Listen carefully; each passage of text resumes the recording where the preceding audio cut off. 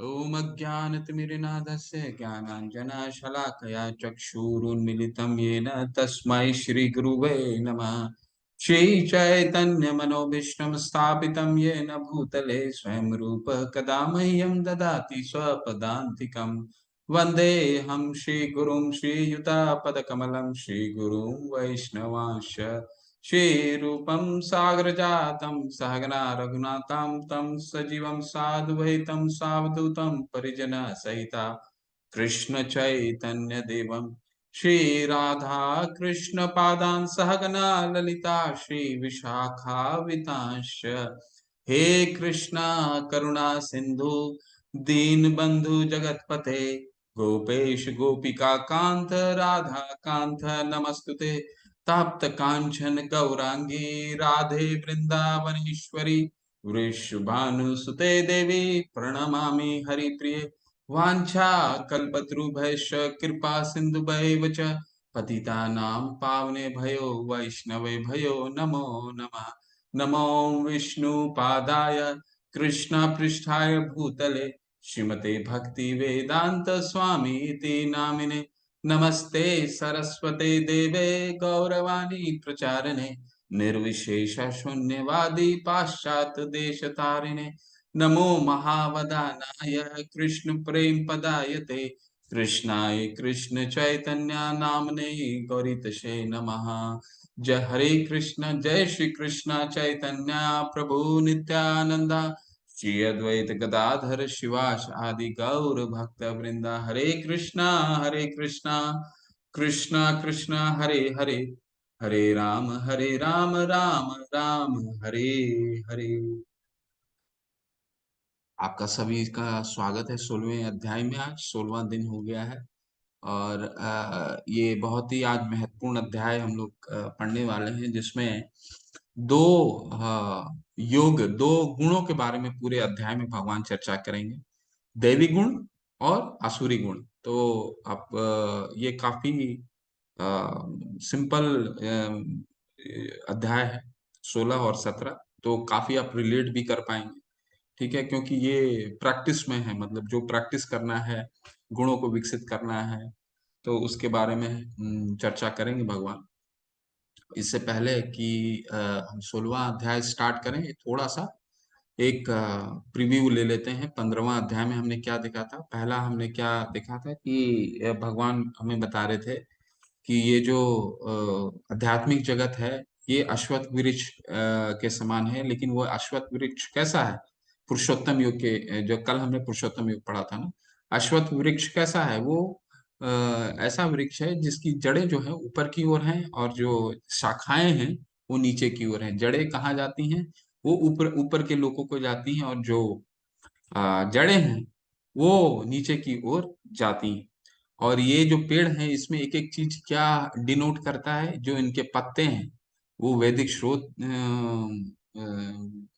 बताते हैं, यानी उसको अध्ययन करना। और जो शाखाएं हैं वो हमारी इंद्रिय विषय बताती हैं। ठीक है, और जो जितना हम इन इंद्रिय विषयों को, जड़ों को, जितना जड़ है, जितना हम जड़ को पकड़ेंगे, उतना ही हम इस वृक्ष को, अपने वृक्ष को जो है वो गहरा बनाते जाएंगे। तो हमें करना क्या है?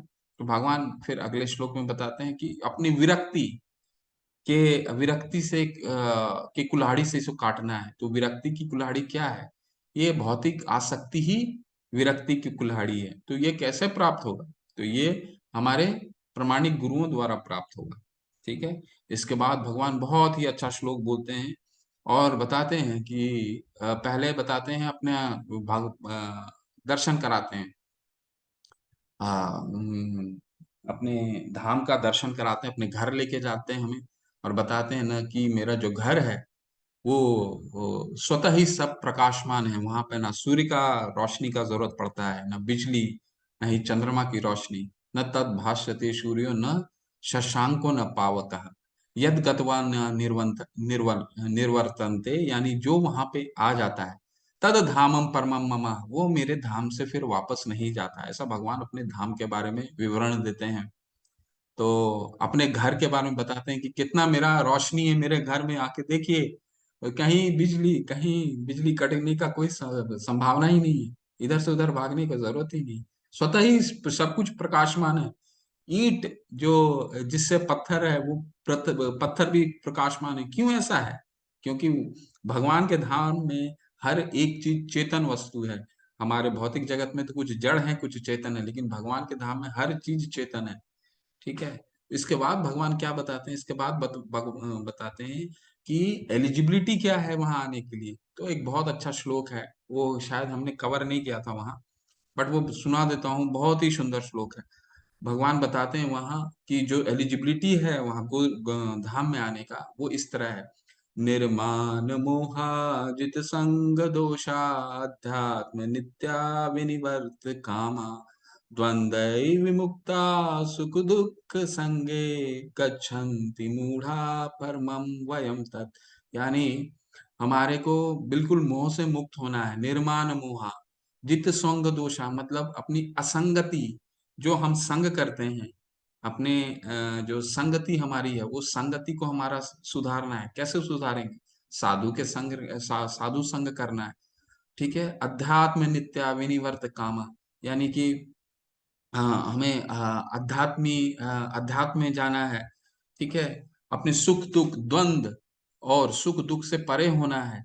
तो ये सब कुछ एलिजिबिलिटी बताते हैं भगवान अपने गोलोक धाम में आने के लिए। इसके बाद फिर भगवान बताते हैं कि ये जो जितने जीव हैं, जो हमारा जीव के बारे में उसको स्टेटस बताते हैं। क्या बताते हैं? ममे वांशो जीवलोके जीव भूत सनातना, यानी जितने हम मेरे जीव हैं वो मेरे सनातन अंश हैं। सनातन अंश के क्या मतलब है?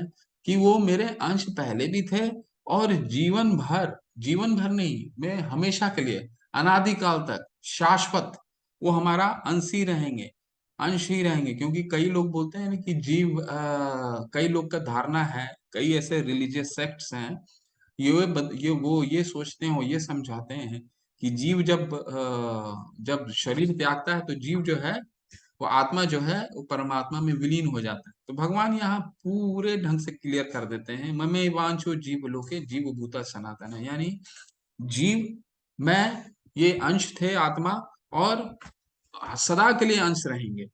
ठीक है। लेकिन फिर दूसरे लाइन में वो बहुत ही चिंतित रहते हैं, हो जाते हैं, मन षष्ठानी इंद्रियानी। ठीक है। यानी कि ये 6 इंद्रियों को मिल करके वो पूरे जीवन संघर्ष करते रहते हैं। और बहुत अच्छा, मैंने आपको कथा भी सुनाया था कि एक राजा का पुत्र जो था वो राजा से विलग हो जाता है, राजा बनने की ख्वाहिश में राजा से विलग हो जाता है, फिर कितना संघर्ष करता है, फिर वो वापस अपने पिता के पास जाता है। तो वही पिता, क्योंकि भगवान भी हमारे पिता पिता हैं, पितामह से जग तो माता धाता पिता, तो हमारे लिए चिंतित रहते हैं। इसलिए उन्होंने दूसरे लाइन में बताया कि ये जीव जो है वो मेरे अंश तो है, लेकिन घोर संघर्ष करते रहते हैं। ठीक है। तो ये फिर बताते हैं, फिर तो बहुत अच्छा ये बताते हैं अपना पुरुष क्यों, वो परम पुरुष क्यों है, क्यों ये पुरुषोत्तम योग कहा गया उस योग को। इसको फिर बताते हैं कि पुरुषोत्तम इसलिए कहा गया क्योंकि मैं बाह्य रूप से इनकी मदद करता हूँ और भीतर के रूप से भी मदद करता हूँ। बाह्य रूप से कैसे मदद करता हूँ? क्योंकि मैं हर एक लोक में गमावश्य, हर एक लोक में अंदर जा करके उस लोक को व्यवस्थित करता हूँ, उन ताकि सारी चीजें उनको व्यवस्थित मिले, सूर्य की रोशनी मिले, बारिश मिले। ठीक है। तो चंद्रमा का प्रकाश मिले। ठीक है। हवा वायु सब उसको ऐसा अरेंजमेंट करता हूँ ताकि वो अपना जीवन अच्छे से व्यापन कर सकें। कोई भी चीज डिफॉल्ट नहीं है, भगवान ने इनको बनाया है इस तरह से और व्यवस्थित करते हैं। क्योंकि भगवान यहाँ बोलते हैं कि मैं हर लोक में अंदर जा करके ऐसा करता हूँ। ठीक है। और फिर क्या करते हैं? पर फिर करते हैं, चंद्रमा का प्रकाश से सारे वनस्पति में रस भरते हैं ताकि हम रस का आस्वादन करें। जो भी हर एक सब्जी हम लोग खाते हैं, तो बताइए हर एक सब्जी का अलग स्वाद होता है। जस्ट सोच करके देखिए, ये सब्जी का स्वाद अलग अलग कैसे है ना? तो भगवान ने ये बनाया क्योंकि भगवान ने स्वतः ही ये बोला कि मैं चंद्रमा के प्रकाश से ये सारे वनस्पति को उसको स्वादिष्ट बनाता हूँ। इसके बाद फिर क्या बोलते हैं कि आपको अंदर में भी, आपको ये तो बाह्य रूप से मैंने आपको मदद करा, अंदर से कैसे करते हैं? अंदर से वो हमारी वैश्वानर हो, यानी मेरे हमारे अंदर वो पाचन शक्ति के रूप में हमारे भोजन को पचाते हैं। ठीक है। तो भगवान इस तरह पुरुष में सबसे उत्तम है, यानी पुरुषोत्तम है। इसके बाद फिर क्या बोलते हैं, इसके बाद बोलते हैं सर्वस्व चाहम हृदय सन्निविष्टो। देखिए कितना अच्छा बताया है कि मैं आपके हृदय में विराजमान हूँ, सभी के हृदय में विराजमान हूँ। सर्वस्व चाहम हृदय सन्निविष्टो मत स्मृति ज्ञानम अपोहनम च। मैं आपको स्मृति देता हूँ, विस्मृति देता हूँ, ज्ञान देता हूँ। ठीक है। और वेदेश सर्वरहमेव वेद्यो वेदांत कृत वेद विदेव चाहम, यानी मैं वेदों का संकलन करता भी हूँ। कैसे संकलन करता हूँ, जितने वेद जो लिखे हैं वो तो भगवान के शक्तावेश अवतार व्यास देव ने लिखा है, तो वो भी भगवान हुए, तो भगवान ने स्वतः ही सारा सारा लिखा है वेदों का। और वेदों के संकलन करता भगवान है, वेदों के जानने योग्य लक्ष्य भी भगवान है, और वेदों के जानने वाले भी भगवान है, ऐसा भगवान बताते हैं। इसलिए वो पुरुषोत्तम योग है, इसीलिए इसको पुरुषोत्तम, क्योंकि अपने बारे में बता रहे हैं भगवान मैं क्या क्या करता हूँ। ठीक है। फिर इसके साथ ही फिर भगवान बताते हैं कि मैं सारे वेदों में पुरुषोत्तम के नाम से जाना जाता हूँ। और इसके साथ ही फिर ये अध्याय का समापन करते हैं। अब ये अध्याय जो है 16 अध्याय, 16वां अध्याय है, ये उससे उस अध्याय से कैसे जोड़ते हैं वो मैं बताता हूँ। पहले 15 अध्याय में हमने देखा था अश्वत्थ वृक्ष जो उल्टा वृक्ष है, उसमें फल निकलते हैं। फल कौन से होते हैं, कुछ खट्टे फल होते हैं, कुछ मीठे फल होते हैं। मीठे कौन से फल हो गए, जब हम इंद्रिय अपने जो काट देते हैं, हम अपनी विरक्ति से काट देते हैं। तो कैसे काटते हैं, जब वो हम गुण विकसित कर लेते हैं तो वो स्वतः ही वो इंद्रिय विषय के जो शाखाएं हैं वो कट जाते हैं। वो गुण कौन से हैं, देवी गुण। ठीक है। तो जो मीठे फल हो गए वो देवी गुण हो गए, और जो खट्टे फल हो गए वो तो नीचे मिलेंगे ना। जो शाखा, जब हमारे शाखाएं जब हम नीचे जाने लग जाएंगे जहां पशु लोग रहते हैं, तो जो फल खट्टे हैं वो नीचे वाले के लिए, यानी आसुरी। ठीक है। तो यही दो गुण के बारे में विस्तार से चर्चा है। चलिए, सबसे पहला श्लोक 1 से 3 तक ही पूरे अध्याय में आप समझिए। 1 से 3 तक भगवान कलयुग में मालूम था कि हमारा जो मंद सुमन मतियो, हमारे जो बुद्धि है वो बहुत सीमित होने वाली है। तो इसीलिए 1 से 3 तक उन्होंने सिर्फ देवी गुण बोला। बाकी पूरे अध्याय में वो आसुरी गुण का विस्तार से वर्णन करते हैं, क्योंकि उनके मालूम था कि कलयुग के लोग में ये जो स्वभाव है, आसुरी स्वभाव है, उसकी प्रवृत्ति ज्यादा होने वाली, इसीलिए उसको और अच्छे से समझाते हैं। लेकिन देवी गुण पहले पढ़ते हैं। बहुत सुंदर है ये 3 श्लोक, ये भी ध्यान से सुनिएगा। श्री भगवान उवाच अभ्यम सत्वम शुद्धि ज्ञान योग व्यवस्थित दान दमश्च यज्ञश्च स्वधायस्तप आर्जवम अहिंसा सत्यम क्रोधस्त्याग शांतिरुपैशनम दया भूतेश लोलुप्त्वम मार्दवम हीर अचापलम तेजम क्षमा धृति शौचम आद्रहो नतिमानिता भवन्ति संपदम दैवीम अभिजातस्य भारतः। भगवान ने कहा, हे भरत पुत्र, निर्भयता, आत्मशुद्धि, आध्यात्मिक ज्ञान का अनुशीलन, दान, आत्म संयम, यज्ञ परायणता, वेदाध्ययन, तपस्या, सरलता, अहिंसा, सत्यता, क्रोध विहीनता, त्याग, शांति, छिंदो वषण में अरुचि, समस्त जीवों पर करुणा, लोभ विहीनता, भद्रता, लज्जा, संकल्प, तेज, क्षमा, धैर्य, पवित्रता, ईर्ष्या तथा सम्मान की अभिलाषा से मुक्ति, ये सारे दिव्य गुण हैं जो देवी प्रकृति से संपन्न देव तुल्य पुरुष में पाए जाते हैं। तो परपट पढ़ेंगे पहले, इसके बाद थोड़े थोड़े गुणों का चर्चा करेंगे। पूरे गुण को तो चर्चा करेंगे तो काफी समय लगेगा। तो पूरे कुछ ये जो 26 गुण है उसके बारे में कुछ कुछ गुण का आपसे विशेष चर्चा करते हैं। तो प्रभुपाद जी क्या लिखते हैं, छंद 16 1 से 3 में उल्लेखित ये सभी 26 गुण पारलौकिक हैं। वर्णाश्रम धर्म के अनुसार इनका आचरण होना चाहिए।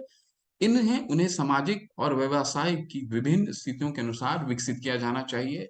उद्देश्य यह है कि भले ही भौतिक स्थितियां दयनीय हों, यदि इन गुणों का अभ्यास पुरुषों के सभी वर्गों द्वारा किया जाए तो धीरे धीरे पारलौकिक बोध के उच्चतम मंच तक उठाना संभव है। तो प्रभुपाद जी बता रहे हैं कि कोई भी स्थिति हो, अगर हम अपने अध्यात्म में दृढ़ हैं, अगर बुद्धि हमारी व्यवसायिक का आत्मिका बुद्धि एक है कुरुनंदना, दूसरे अध्याय में बताया था भगवान ने कि हमारी बुद्धि अगर दृढ़ है तो हम अ, हम्म, कोई भी स्थिति परिस्थिति हो तो उसमें हम ये अविचल भाव से भक्ति करते रहें। क्यों, कैसे कर सकते हैं? क्योंकि ये गुण हमारे को वहां तक पहुंचाने में मदद करते हैं। ठीक है, तो कुछ गुणों का हम लोग देखते हैं।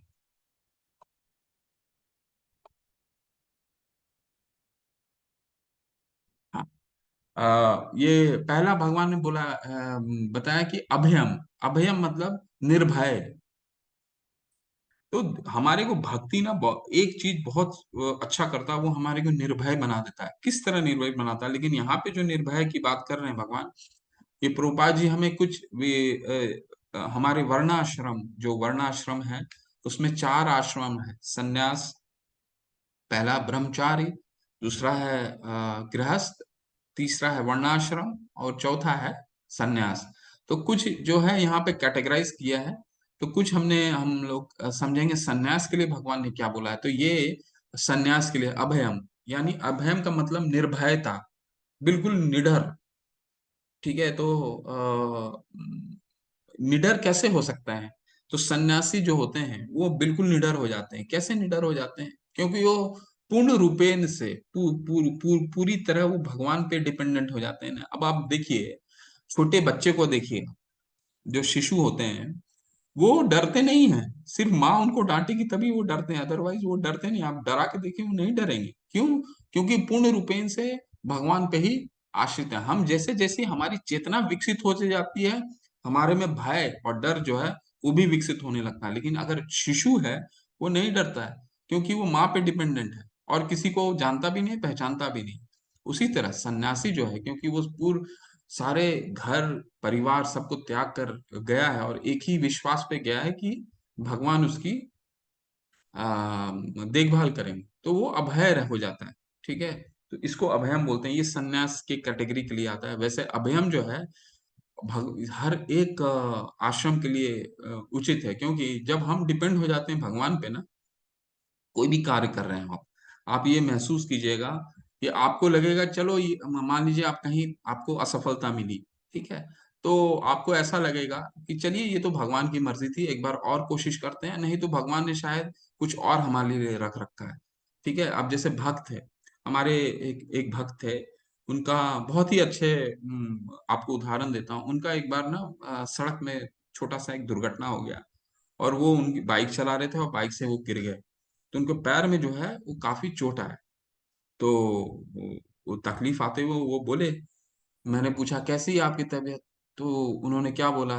उन्होंने बोला कि बस भगवान का आशीर्वाद है कि सिर्फ पैर ही टूटा, और कुछ भी हो सकता था। देखिए कितना पॉजिटिव आउटलुक हुआ कि पैर ही टूटा, नहीं तो हम क्या बोलते, अरे बाप रे इतना बड़ा एक्सीडेंट हो गया, ये गाड़ी वैसे चला रहा था, ये गाड़ी इन्होंने ऐसा चलाया, कार वाले ऐसे चलाए। बट वो उन्होंने भक्त थे, क्योंकि उनको मालूम था कि भगवान ने उनको बचा लिया है। भगवान जो और कुछ होना था इतना बड़ा, लेकिन वो ना होकर के सिर्फ पैर में एक छोटा सा चोट आया या पैर उनका टूटा। तो ऐसा भक्त सोचता है, क्योंकि वो निर्भय हो जाता है ना, भगवान पे डिपेंड हो जाता है। दूसरा बताते हैं भगवान सत्वम शुद्धि। सत्वम शुद्धि क्या है? विधि विधानों का पालन।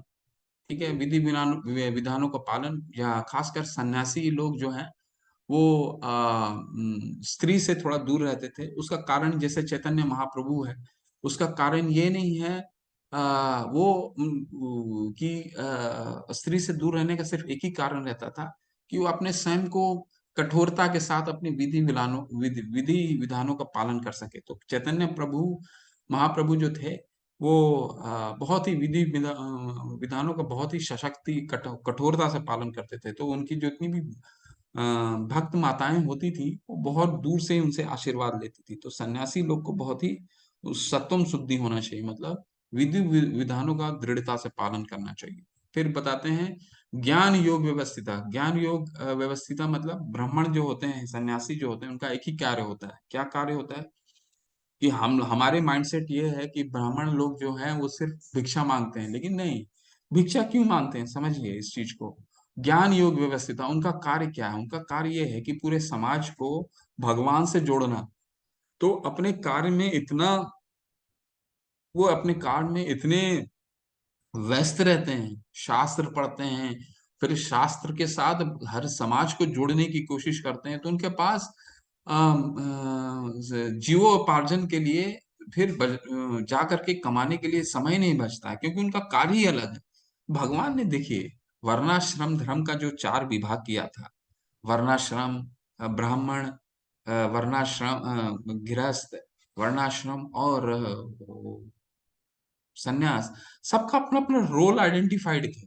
सबके अपने अपने रोल थे सोसाइटी में, समाज में करना क्या है। ब्राह्मण का क्या होगा कि 25 साल तक वो सिर्फ वेदों का अध्ययन करेगा, और जो गृहस्थ होंगे वो गृहस्थ अपने वैवाहिक जीवन को एक दृढ़ता से पालन करेंगे विधि विधानों के साथ। और उनका कार्य क्या होगा, उनका कार्य ये होगा कि ऐसी संतानें उत्पन्न हो जो कृष्णा भावनामृत में हो या भक्त हो, और इस समाज को अच्छा आगे लेकर के जाए।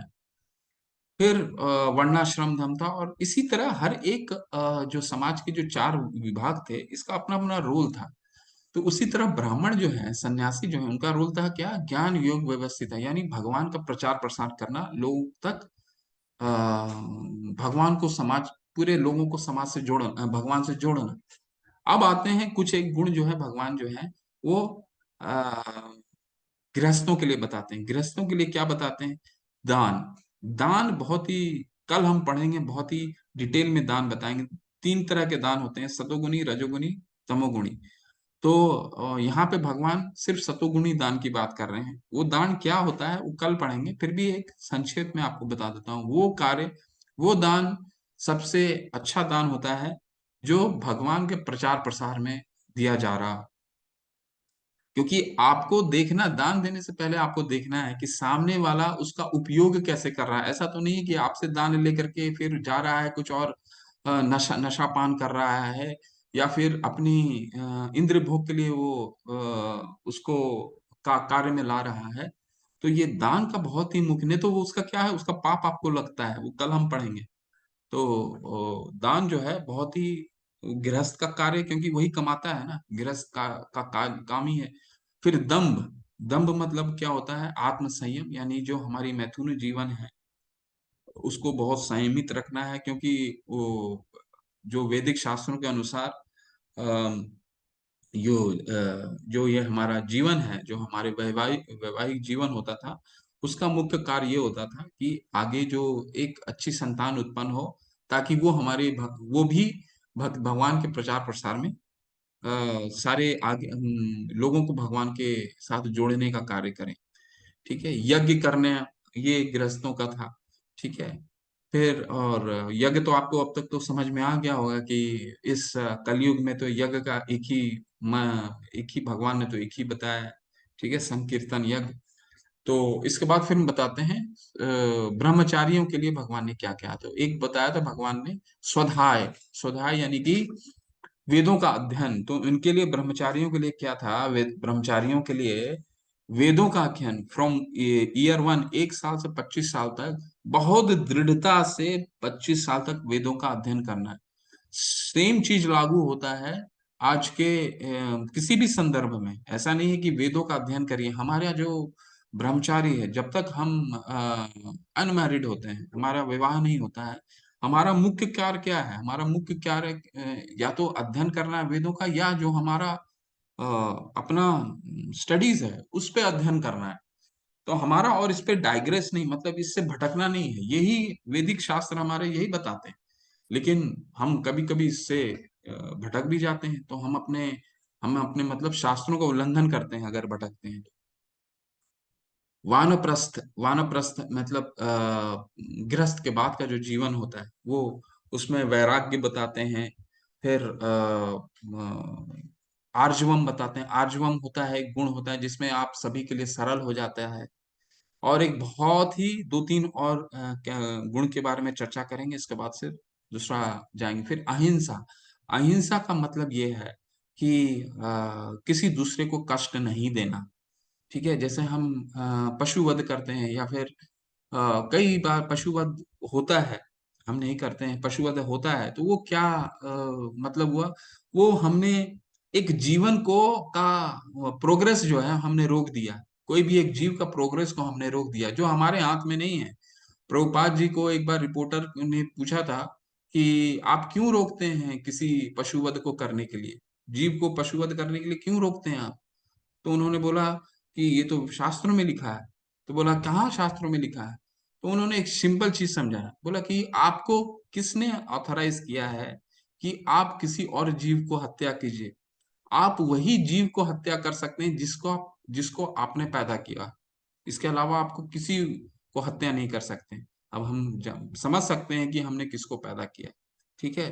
तो इसीलिए जीव हत्या जो है, हम किसी प्रोग्रेस, जो एक जीव का प्रोग्रेस है जीवन का, उसका, क्योंकि भगवान ने सब जीव को यहाँ पे लाया है तो एक उद्देश्य से लाया है, तो उसका हम प्रोग्रेस रोक देते हैं, है ना।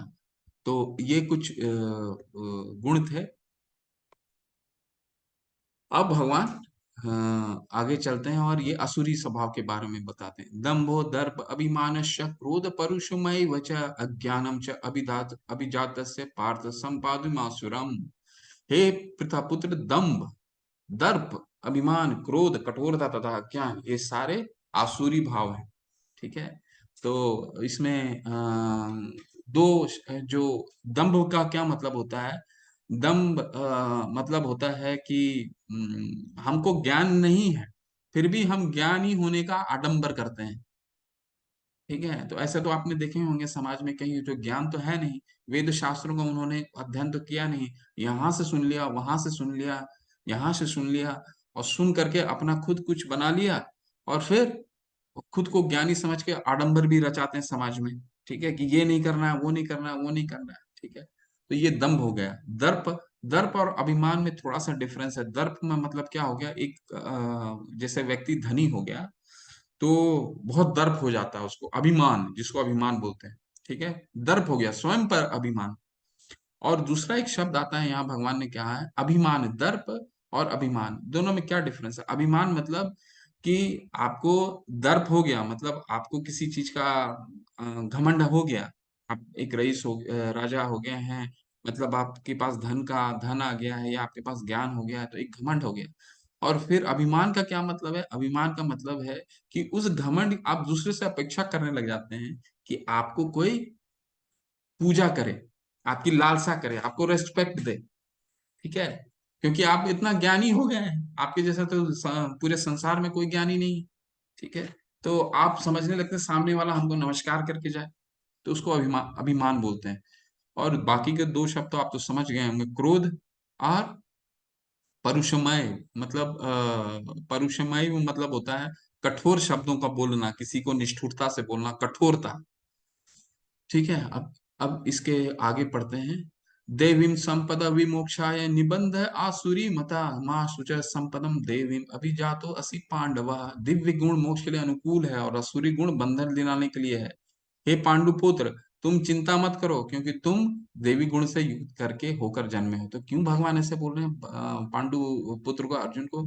अर्जुन, भगवान ने जैसी देवी और असुरी के बारे में बताया तो अर्जुन तो भय खा गए, भय हो गया उनको कि अरे मैं भी तो युद्ध लड़ने जा रहा हूँ, तो मैं तो कई लोगों की हत्या भी करूंगा, तो कहीं मेरे मेरे भाव तो ये असुरी तो नहीं है। तो भगवान यहाँ पे उनको दिलासा दिलाया है कि नहीं, आप तुम चिंता नहीं करो, तुम तो देवी गुण वाले हो। ठीक है। और फिर भी अर्जुन को जो है विश्वास नहीं होता है, तो इसी के कारण पूरे अध्याय में अर्जुन को विश्वास दिलाने के लिए पूरी आसुरी गुण का वर्णन है। चलिए। दौ भूत भूत सर्ग लोक अस्मिन् देव आसुरी आसुर एव च देवो विस्तरश प्रोक्तम आसुरम पार्थ में शृणु। हे प्रथापुत्र, इस संसार में सृजित प्राणी दो प्रकार के हैं, देवी तथा आसुरी। मैं पहले ही विस्तार में तुम्हें देवी गुण बतला चुका हूँ। अब मुझसे आसुरी गुण के विषय में सुनो। देखिए, दर्प, दंभ, अभिमान, ये सब भगवान, क्रोध, ये सब भगवान बता दिए, लेकिन अभी ये दोबारा इसको और विस्तार से भगवान बताएंगे। क्यों बताएंगे? क्योंकि एक बार अर्जुन को थोड़ा सा ये लगा कि कहीं मैं आसुरी तो नहीं हूँ। भगवान ने उनको दिलासा दिलाया कि नहीं नहीं, तुम तो देवी गुण हो। फिर भी उनको मन में थोड़ा सा विचलित हो रह गया। तो अब इसी के कारण और विस्तार से बनाएंगे, क्योंकि अर्जुन तो हमारा माध्यम है ना। अर्जुन तो इतने में 3 श्लोक में तो मानने वाले नहीं है, उनको तो हमें समझाना है ना। तो अब इसको और विस्तार से चर्चा। प्रवृत्तिम च निर्वृत्तिम च जना न विदुरसुरा न शौचम न अपि चचारो न सत्यम तेषु विद्यते। जो आसुरी है वह यह नहीं जानती कि क्या करना चाहिए। देखिए, दो शब्द इस श्लोक में आया, प्रवृत्ति और निर्वृत्तिम। प्रवृत्ति मतलब डूज, और निर्वृत्ति मतलब जो नहीं करना है, डोंट्स। ठीक है, क्या करना है क्या नहीं करना है। ठीक है, वे नहीं जानते कि क्या करना चाहिए और क्या नहीं करना चाहिए। उनमें ना तो पवित्रता, ना उचित आचरण, और न ही सत्य पाया जाता है। तो पवित्रता का वैसे वेदों में जाने जाइएगा तो पवित्रता पवित्रता जो है वो बहुत ही कठोर होता है। लेकिन यहाँ पे कुछ चीजें ऐसी हैं जो हमें जान लेना ये है कि एक एक कथा है, छोटा सा कथा है, अब मुझे स्मरण में नहीं है, लेकिन छोटा सा थोड़ा सा स्मरण में आता है तो मैं आपको सुना देता हूँ। एक बार क्या हुआ कि एक एक बहुत ही व्यक्ति को एक बहुत भूख लग गया था। तो भूखा वो जा रहा था तो कहीं कुछ खाने को मिला नहीं वो। तो उसने क्या करा कि कभी कभी होता था ना कि मतलब जब गरीबी गरीबी में लोग रहते थे तो पेट में क्या करते थे कि कोई कपड़ा बांध लेते थे जोर से। तो उस व्यक्ति ने क्या किया कि एक पेड़ को जोर से उसने पकड़ लिया कि, और पेट को उस पेड़ से दबा दिया ताकि जो उनकी भी भूख है वो दब जाने के कारण मिट जाए। तो उसी समय वहां पे एक व्यक्ति जा रहे थे, किसान था। तो वो दोपहर में अपना खेती करके खाना खाने जा रहा था। तो उसने पूछा कि भाई क्या हो गया आपको, आप क्यों पेड़ को इस तरह से पकड़ के बैठ खड़े हो। तो उसने बोला कि नहीं नहीं, मैं बहुत ही व्यस्त हूँ, तुम जाओ, तुम अपना कार्य करो। और साथ में वो टिफिन भी लिया हुआ था। ठीक है, तो वो बोला नहीं, अगर आपको कोई तकलीफ है तो आ जाओ टिफिन खा लो। अरे नहीं नहीं, मैं व्यस्त हूँ, देख नहीं रहे हो मैं बहुत बड़ा कार्य कर रहा हूँ। तो कहने का तात्पर्य ये है कि उसको मालूम ही नहीं है उसे क्या करना है और क्या नहीं करना है। उसको भूख लगा हुआ है, सामने खाना है, लेकिन उसको छोड़ करके वो क्या कर रहा है, पेड़ को पकड़ा हुआ है। तो उसे मालूम ही नहीं कि क्या करना है और क्या नहीं करना है। ठीक है, तो ये हमारे साथ ये बिल्कुल रहता है कि हमें मालूम ही नहीं रहता हमें शास्त्रों के अनुसार क्या करना है क्या नहीं करना है। ठीक है ना। उचित आचरण नहीं सत्य पाया जाता, और सत्य तो हम हमारा काफी दोष है। एज अ पेरेंट्स भी हम अपने बच्चों को यही सिखाते हैं कि किसी का फोन आया या किसी ने घंटी बताया बजाया, हम बोल देते हैं कि बोल दो पापा को, पापा नहीं है करके। तो ये दोष हम देते हैं अपने बच्चों पे। ठीक है ना। तो यही भगवान यहाँ बताने की कोशिश कर रहे हैं कि सत्य, पवित्रता, ये सब जो छुपाने की ये नहीं पाया जाता है असुरी में। और आगे पढ़ते हैं, असत्यम प्रतिष्ठम ते जगत आहुरिणी ईश्वरम अपरस्परम संभूतम किमन्ये काम अहेतुकम। हे, वे कहते हैं कि यह जगत मिथ्या है, इसका कोई आधार नहीं है और इसका नियमन किसी ईश्वर द्वारा नहीं होता है। उनका कहना है कि ये काम इच्छा से उत्पन्न होता है और काम के अतिरिक्त कोई अन्य कारण नहीं है। देखिए, ये एक अलग एस्थेटिक जो नास्तिक लोग हैं, उनका, कई नास्तिक लोग का ये धारणा है। वो ये बताते हैं कि ये जो प्रकृति है ये ऑटोमेटिक है, और जीव जो उत्पन्न हुआ है ये प्रकृति से हुआ है। ठीक है, और ये प्रकृति हम लोग कैसे आए हैं कि ये जिस तरह उनका एक ही धारणा है, प्रकृति से ही हम ऑटोमेटिक आ गए हैं, बाय डिफॉल्ट आ गए हैं। और जबकि भगवान इस पूरे 9वें अध्याय में एकदम क्लियर करके उन्होंने ये जो बिल्कुल स्पष्ट लिखा है, मैया दक्षिण प्रकृतिम सूयते सचराचरम। यानी मेरे अध्यक्षता में ये प्रकृति कार्य करती है। और ये अध्यक्षता में जब कार्य करती है तो इसमें दो, सूयते सचराचरम, यानी इसमें चर और अचर दोनों उत्पन्न होते हैं। वो मेरे अध्यक्षता में कार्य करती है। कोई भी चीज जो है वो ऑटोमेटिक नहीं है। कल भी हमने पढ़ा था, कामावश्य च भूतानि धार्यम अहम ओजसा, कल पढ़ा था ना, जो पुरुषम भगवान बताते हैं, पुरुष में मैं हर लोक में चाह करके सबको व्यवस्थित करता हूँ। ठीक है, इसके बावजूद ये क्या है, ये समझते हैं हमें कि आत्मा और पदार्थ एक ही है। ठीक है, ये ऐसा बता रहे हैं। ऐसे निष्कर्मों का अनुगमन करते हुए आसुरी लोग जिन्होंने आत्मज्ञान खो दिया है और जो बुद्धिहीन है, ऐसे अनुपयोगी एवं भयावह कार्यों में प्रवृत्त होते हैं जो संसार का विनाश करने के लिए होता है। तो देखिए, जिसको हम डेवलपमेंट आज के डेट में बोल रहे हैं, आज की तारीख में बोलते हैं, हर एक संसार में अगर आप हर एक देश का सबसे मुख्य आज मुख्य जब आप समझते हैं, तो कोई देश विकसित हो गया, तो उस विकास को, विकासशील देश को हम कैसे नापने लग गए हैं कि कौन कितना हथियार बना रहा है, कौन कितना विकसित हथियार बना रहा है, कौन कितना आ, विकसित हवाई जहाज ले रहा है, जो फाइटर प्लेन्स ले रहा है, कौन विकसित बम बना रहा है, कौन विकसित मिसाइलें बना रहा है। यही विकास का हमारे आज का विकास का जो ढर्रा है, वो इस पे ही हमारा सारा व्यवस्था खड़ा हो रहा है। ठीक है। तो और इसमें हम लोग क्या कर रहे हैं, इसमें हम एक दूसरे के लिए गलत चीज ही निर्माण कर रहे हैं। तो जो साइंस का सदुपयोग है, वो दुरुपयोग की तरफ ज्यादा बढ़ते जा रहा है। ठीक है, क्योंकि हमारी जो भाव है वो आसुरी है। क्यों आसुरी है?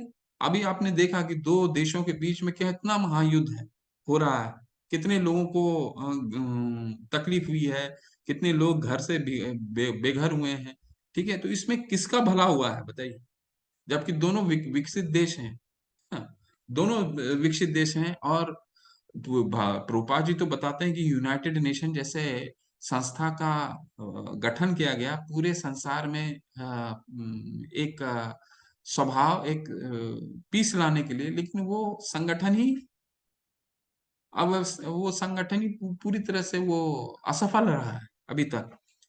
क्यों? क्योंकि हमारा एक दूसरे पे भाव जो आसुरी है, एक दूसरे पे भोग करने की इच्छा है।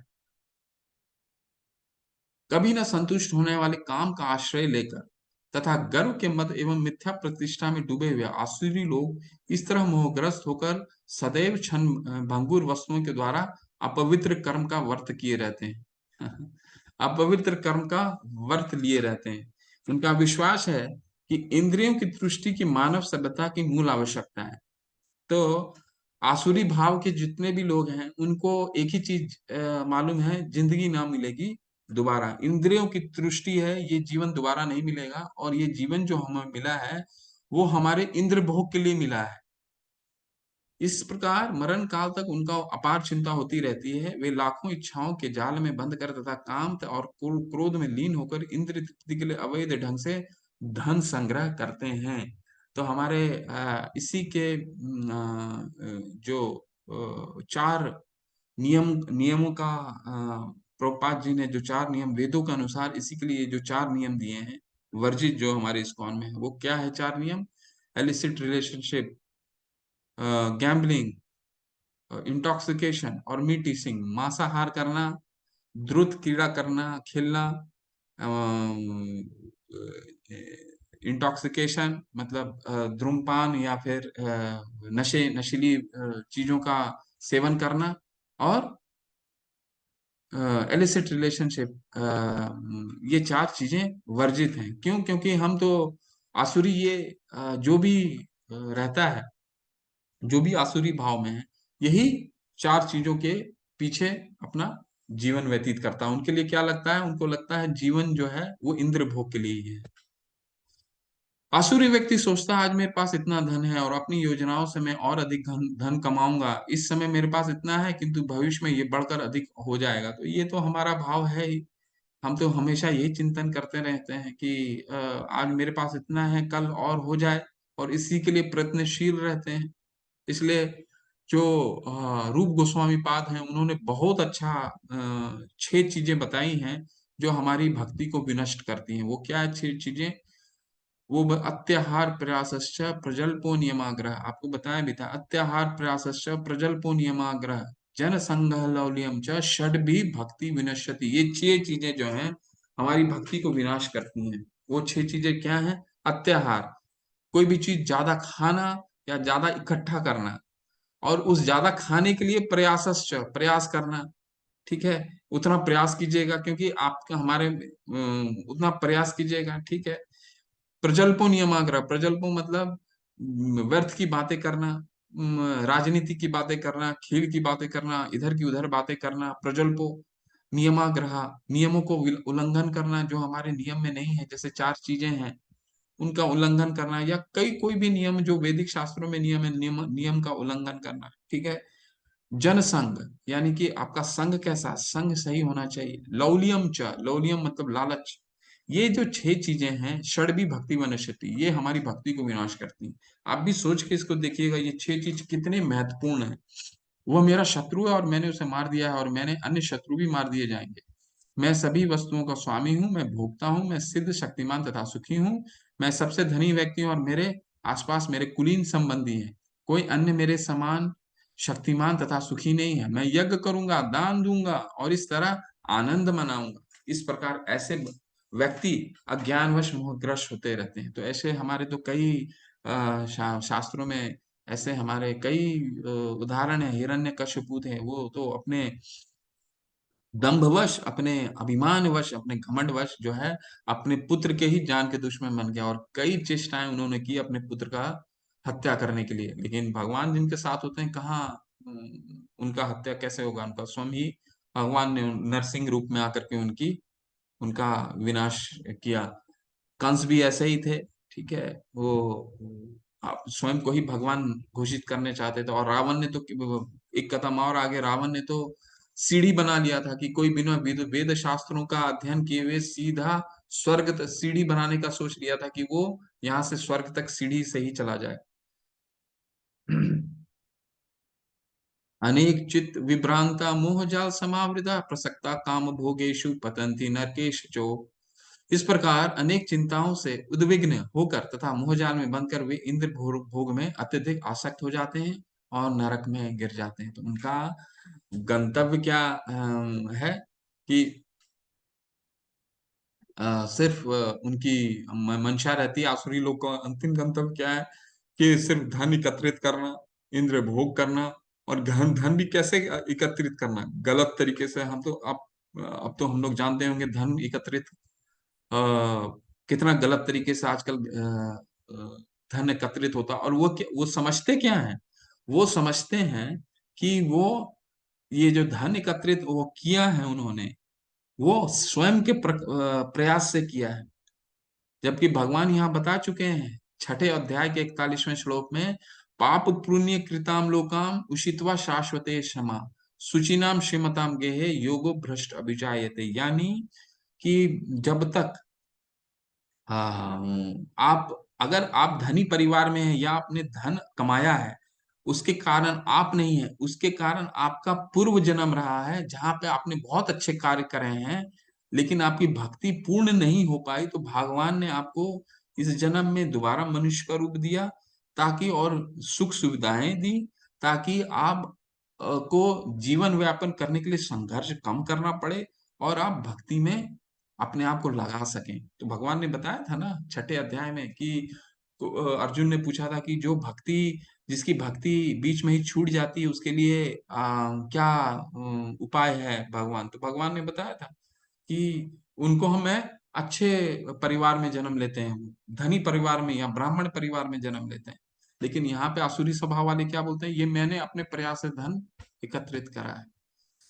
अहंकार बलम धर्म काम क्रोध च संश्रिता माम माम आत्म परदेहेषु प्रदविष्णु अभ्युक्त अब अभ्यसुक्य अभ्य अभ्यसूय कहा। मिथ्यांकार बल दर्प काम तथा क्रोध से मोहित होकर आसुरी व्यक्ति अपने शरीर में तथा अन्यों के शरीर में स्थित भगवान से ईर्ष्या और वास्तविक वास्तविक धर्म का निंदा करने लगता है। तो शिशुपाल का तो आप लोग बहुत लोगों का कथा मालूम होगा। शिशुपाल तो भगवान के कितने भगवान से कितना ईर्ष्या करते थे, ठीक है। तो क्योंकि भाव उनका आसुरी था, ठीक है। तो भगवान, सोचिए भगवान उनके सामने है, फिर भी उनको भगवान मानने से आ, भगवान नहीं मान रहे हैं, और ऊपर से ईर्ष्या भी करते थे।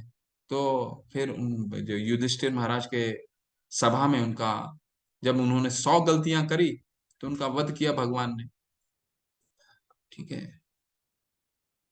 जो लोग ईर्ष्यालु तथा क्रूर हैं और नराधम हैं, नराधम आपको याद होगा कि नराधम किसके बारे में भगवान बता रहे हैं, तो 7वें अध्याय में भगवान ने बताया था कि 4 लोग जो उनके शरण में नहीं आते, उसमें नराधम जो है, प्रभुपाद जी कहते हैं 99.9% जो है आज के इस पृथ्वी पर ज्यादातर लोग नराधम। नराधम कौन होते हैं? जिनको सब चीज का ज्ञान है, सुख सुविधाएं उपलब्ध हैं, फिर भी वो भगवान का आश्रय नहीं लेते। उनमें मैं निरंतर विभिन्न आसुरी योनियों में भव सागर में डालता रहता हूँ, क्योंकि योनियां आप जैसा भोग करेंगे उसी योनियां हमें वैसे ही योनियां मिलेंगी। हे कुंती पुत्र, ऐसे व्यक्ति आसुरी योनि में बारंबार जन्म ग्रहण करते हुए कभी भी मुझ तक नहीं पहुंच पाते। वे धीरे धीरे अत्यंत अधम गति को प्राप्त होते हैं। तो भगवान जो है वो आसुरों पर कभी दया नहीं करते, ऐसा बताते हैं। लेकिन और उनका तो जो गति है वो ऐसे अधम पशु योनि में मिलता है, या कुकुर बनेंगे या शुकर बनेंगे। लेकिन आप ये सोच रहे होंगे कि आपने तो बोला था कि भगवान सबके हितैषी हैं, तो आसुरों के हितैषी क्यों नहीं है? तो भगवान तो आसुरों के भी हितैषी हैं, क्योंकि वो जिस तरह का भोग करना चाहते हैं उसी तरह का योनि भी उनको देते हैं। अब मान लीजिए आपको किसी भी चीज तरह का खाने का आपको लत है, जो आपका किसी चीज का कोई भी चीज खा रहे हैं, कोई भी चीज खाने का आपका हमारा अगर मन करता है कुछ भी चीज खाने जो हमारे लिए नहीं भी है, तो भगवान तो हमारे को वही योनि में जन्म देंगे जिस चीज की हमारी चाह है। तो हमारे तो हितैषी है, तभी उन्होंने उस योनि में हमारे को जन्म दिया। आसुरों आसुरों की बात है तो जितनी आसुरों का भगवान कृष्ण ने जिनका हत्या करी थी, सारे का मोक्ष प्रदान हुआ। तो भगवान तो सबके हितैषी हैं। हाँ, ये बहुत ही सुंदर श्लोक है। त्रिविधम नरकेस्येदम त्रिविधम नरकेस्येदम द्वारम नाश आत्मनः काम क्रोधस्तथा लोभस्तथा आत्मदेत्रंत त्यजेत। इस नरक के 3 द्वार हैं, काम, क्रोध और लोभ। देखिए, नरक के 3 द्वार हैं। प्रत्येक बुद्धिमान व्यक्ति को चाहिए कि इन्हें त्याग दे, क्योंकि इनसे आत्मा का पतन होता है।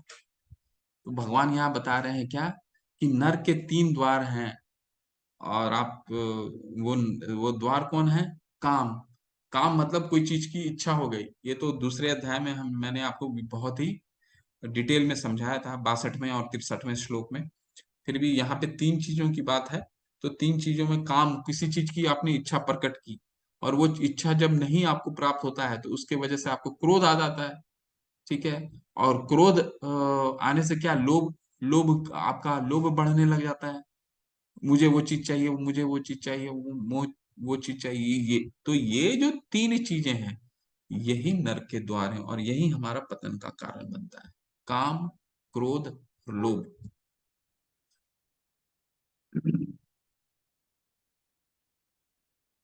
एति विमुक्ते कौन्तेय तमोदार स्त्री निर्भर आचार्य आत्मानम श्रेयस्ततो याति पराम गतिम। हे कुंती पुत्र, जो व्यक्ति इन तीनों नरक द्वारों से बच पाता है, वह आत्म साक्षात्कार के लिए कल्याणकारी कार्य करता है और इस प्रकार क्रमशः परम गति को प्राप्त होता है। तो वेदों में जो है, जितने भी वेद हैं, शास्त्र हैं, वो यही 3 चीज पे फोकस करते हैं, काम, क्रोध और लोभ। इससे विरक्ति पर फोकस करते हैं। ठीक है। तो जितनी वेद हैं, लेकिन अगर हम भक्ति योग को देखें, जो भगवान ने इस ग्रंथ में हमें बताया है, भगवत गीता में, तो भगवत गीता में काम, क्रोध, लोभ, अगर कोई कृष्ण भावनामृत में कार्य कर रहा है, तो सोचिए स्वतः ही ये तीनों चीजें अपने आप ही विलीन होते जाती हैं। आपका काम वासना ही चला जाता है, क्योंकि आपका सारे जो अपना इंद्रियां हैं, आपने हरे कृष्ण कृष्ण कृष्ण हरे हरे, हरे राम राम राम हरे हरे आप जप रहे हैं। तो आपकी जो सारी इंद्रियां हैं वो काम से विमुक्त होने लग जाती हैं और वो भगवान की सेवा के लिए निवृत्त हो जाती। ठीक है। तो अच्छा, और भगवान में आपका मन लगने लग जाता है, धीरे धीरे करके भगवान में मन लगने लग जाता है। तो भगवत गीता ये 3 चीजों पे ज्यादा फोकस नहीं किया है, वो भक्ति पे फोकस किया है। 7 से लेकर भगवान ने भक्ति पे ज्यादा फोकस किया है, जबकि वेद जितने हैं वो 3 चीजों से विरक्ति पे ज्यादा फोकस कर रहे हैं। तो भगवान का ये कहना है कि अगर कोई भक्ति योग में निवृत्त रहता है तो स्वतः ही काम क्रोध और लोभ जो है स्वतः ही मिट जाते हैं, चले जाते हैं। ये शास्त्र विधि अतिउत्सृज्य वर्तते काम कारतः न न स सिद्धि अवाप्नोति न सुखम न पराम गतिम। जो शास्त्र के आदेशों की अवहेलना करता है और मनमानी ढंग से कार्य करता है, उससे न तो सिद्धि, न सुख, न ही परम गति ही की प्राप्ति हो पाती है। तो इसमें एक दो चीजें बहुत ही महत्वपूर्ण है। पहले काम कारतः, काम कारत जो भगवान यहाँ बता रहे हैं वो मतलब जानबूझ करके विधि विधानों का उल्लंघन करना। ठीक है, अब तो यहाँ जैसे आप वो ये विधि विधान चार चीजें का नियम है, लेकिन आप समझिए ऐसा चीज हम लोग कई अपने जीवन में करते हैं जो हमें मालूम है जो नहीं करना चाहिए, वो भी हम करते हैं। ठीक है, अब जैसे उदाहरण के रूप में मैं एक व्यक्ति से मिला था, वो शिव भक्त थे। मतलब शिव जी की आराध भक्त क्या थे, उसको भक्त थोड़ी भक्त नहीं बोल सकते, आसुरी स्वभाव ही था उनका। वो नशापान करते थे और नशापान में बोलते थे कि नहीं, ये तो मैं तो शिव जी का भक्त हूँ, इसीलिए ये नशापान करता हूँ क्योंकि शिव जी हमें ध्यान देंगे। अरे शिव जी थोड़ी नशापान करते हैं, शिव जी तो ऐसे आसुरी लोगों को ऊपर उठाने के लिए भगवान ने उनको नियुक्त किया है कि आप ये कार्य ना करो। ठीक है, तो हम गलत चीजों का वो, अब एग्जाम्पल दे करके और उसको हम जोड़ते हैं भगवान से या शिव जी से, वो एक आसुरी स्वभाव है। ठीक है, विधि विधानों का जानबूझकर जो हम उल्लंघन करते हैं। ठीक है, तो और ये काम कारत हो गया। और भगवान यहाँ क्या बता रहे हैं, शास्त्रों के आदेशों का अवहेलना करना और मन माने ढंग से कार्य करना। तो हम अपने ढंग से कार्य करते हैं, तो ऐसे ही भगवान यहाँ पे बताते हैं। तस्मात् शास्त्रम प्रमाणम ते कार्य कार्य व्यवस्थितो ज्ञात्मा शास्त्र विधो नक्तम कर्म कर्तुम मरहसी। अतएव मनुष्य को यह जानना चाहिए कि शास्त्रों के विधान के अनुसार क्या कर्तव्य है और क्या अकर्तव्य है। उसे विधि विधानों का जानकर कर्म करना चाहिए, जिससे वह क्रमशः ऊपर उठ सके। ठीक है, तो इसीलिए भगवान यहाँ क्या बता रहे हैं कि सभी को मालूम होना चाहिए क्या विधि विधान है, क्या कर्तव्य हैं, किसके क्या कर्तव्य हैं, किसके क्या अकर्तव्य हैं। प्रभुपाद जी ने बहुत ही इन सब चीजों को बहुत ही सरल बनाया था, क्योंकि महाप्रभु चैतन्य ने पूरे शास्त्र विधि विधानों को बहुत ही सामान्य बना दिया है और बहुत ही ऐसा बनाया था कि जिसको हम अप्लाई कर सकते हैं अपने जीवन में। जैसे सब, अब यज्ञ को उन्होंने सिंपल वे में बोल दिया, संकीर्तन यज्ञ, सिर्फ हरे कृष्ण महामंत्र करना है हमें। ठीक है, तो कितना बहुत ही सिंपल है करना, वो बताया। फिर चार नियमों का पालन, चार नियमों का पालन भी अगर एक बार आप दृढ़ मन में हो जाइए कि बहुत बहुत कठिन नहीं है इसको करना। ठीक है, तो हमें ये मालूम होना चाहिए कि क्या हमें करना है और क्या नहीं करना है। ठीक है।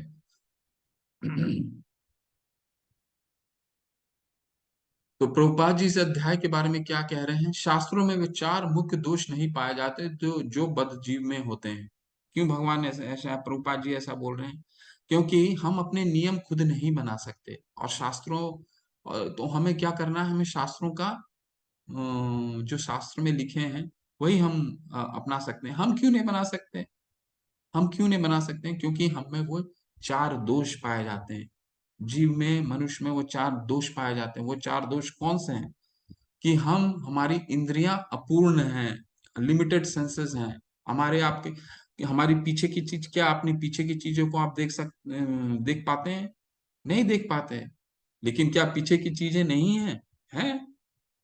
तो हमारी इंद्रियां अपूर्ण है, नंबर वन। नंबर टू, इंद्रियां अपूर्ण होने की वजह से हमारी, हम जल्दी ही भ्रमित हो जाते हैं। हमें कोई कुछ भी को कह देगा, अगर मान लीजिए बोल देगा पीछे आपका ये तस्वीर लगा हुआ है, ठीक है, तो आप जब तक आप नहीं देखेंगे तब तक आप नहीं, आपको मानना पड़ेगा। तो भ्रमित हो जाते हैं बहुत जल्दी, क्योंकि हमारी सेंसेस जो है इनकम्प्लीट है। चौथा, हम गलतियां कर देते हैं और जिसके कारण हम गलतियां भी कई करते हैं। और फोर्थ, जो सबसे खतरनाक माना जाता है। हमारे में धोखा देने की प्रवृत्ति होती है।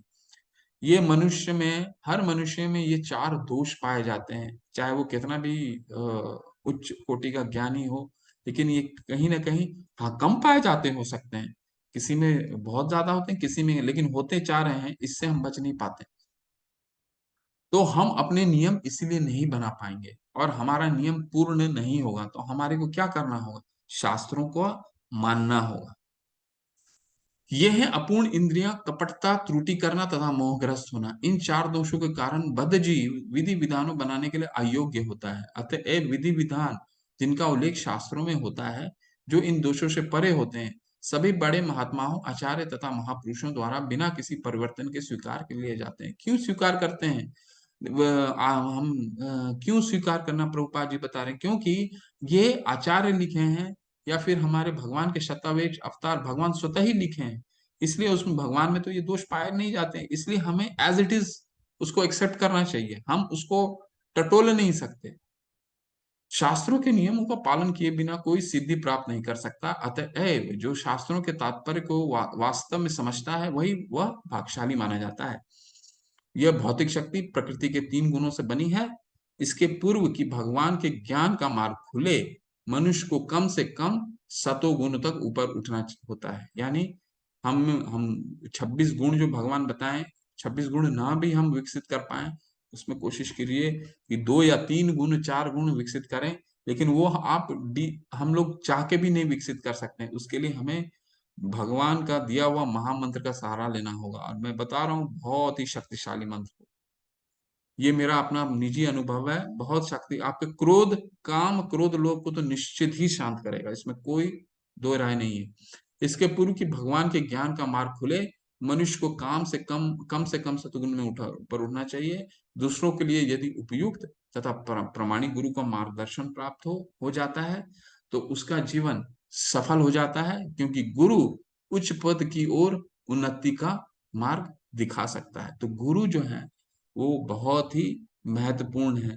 तो जिस तरह हमें सिर्फ और सिर्फ अर्जुन का ही अनुसरण करना चाहिए, और क्योंकि हम हमें तो गुरु कौन होते हैं? गुरु भगवान के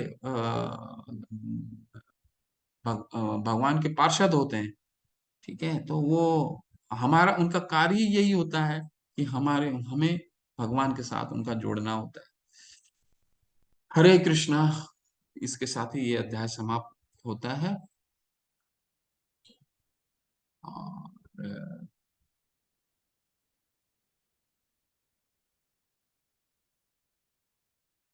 हरे कृष्णा।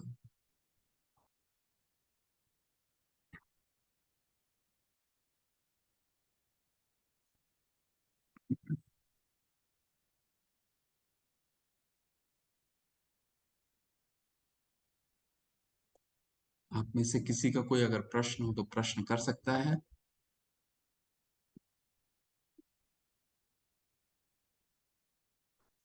बहुत ही अच्छा अध्याय है। आप लोग, सब लोग, पीडीएफ मिलता है, पीडीएफ पढ़िए। ठीक है, और कल का भी अध्याय बहुत ही अच्छा है। ये 3 गुणों में किस तरह हम क्या खाना खा सकते हैं, तपस्या किसको बोलते हैं, ठीक है, तपस्या 3 गुणों में कैसे होती है, श्रद्धा कैसा होता है, तो बहुत अच्छा भगवान वर्णन करेंगे कल के अध्याय। हरे कृष्णा। किसी का अगर कोई प्रश्न हो तो हैंड रेज कर सकते हैं या चैट बॉक्स में डाल सकते हैं।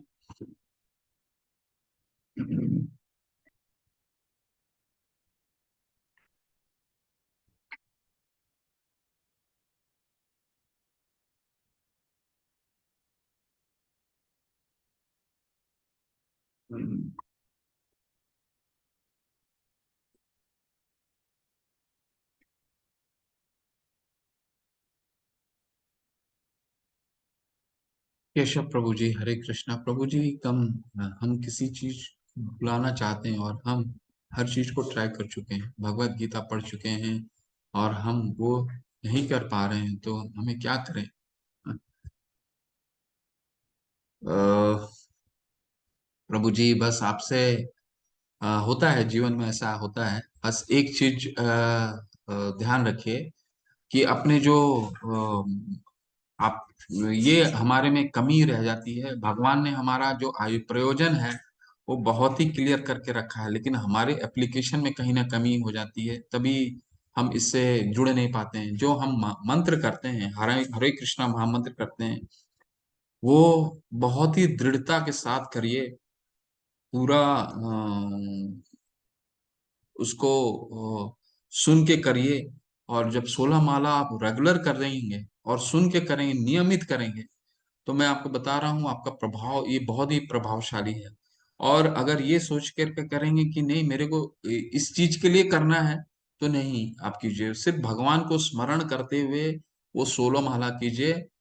क्योंकि और ये समझ करके करिए कि भगवान ने आपको कोई अगर तकलीफ दी है तो उसके लिए उसके पीछे भी कोई प्रयोजन होता है। ठीक है, वो प्रयोजन से पॉजिटिविटी निकालने की कोशिश कीजिए।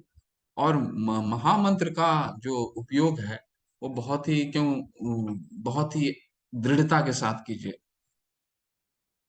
ठीक है, यही मैं आपको सजेशन दे सकता हूँ।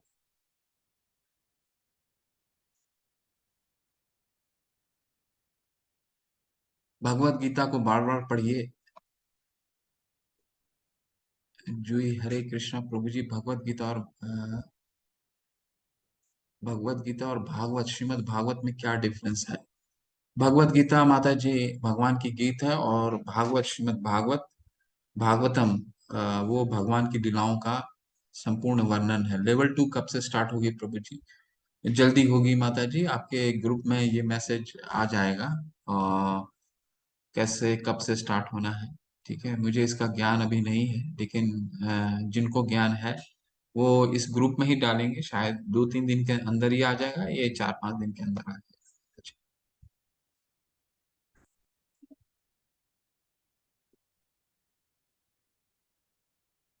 किन्हीं का कुछ प्रश्न है, प्रश्न पूछ सकते हैं।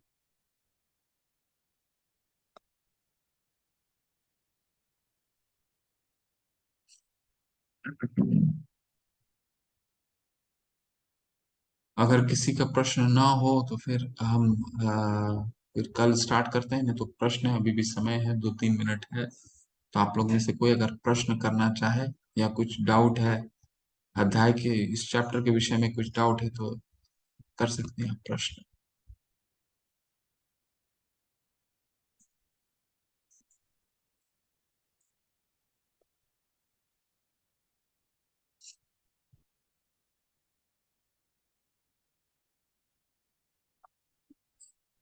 ठीक है, तो किसी का कुछ प्रश्न है तो हम लोग चलते हैं कल। फिर आप सबका बहुत बहुत धन्यवाद। वांछा कल्पतरुभ्यश्च कृपा सिन्धुभ्यैव च पतितानां पावनेभ्यो वैष्णवेभ्यो नमः नमः। हरे कृष्णा कृष्णा कृष्णा हरे हरे, हरे राम राम राम हरे हरे। श्रीला प्रभुपाद की जय, अनंत कोटि वैष्णव वृंद की जय। हरे कृष्णा।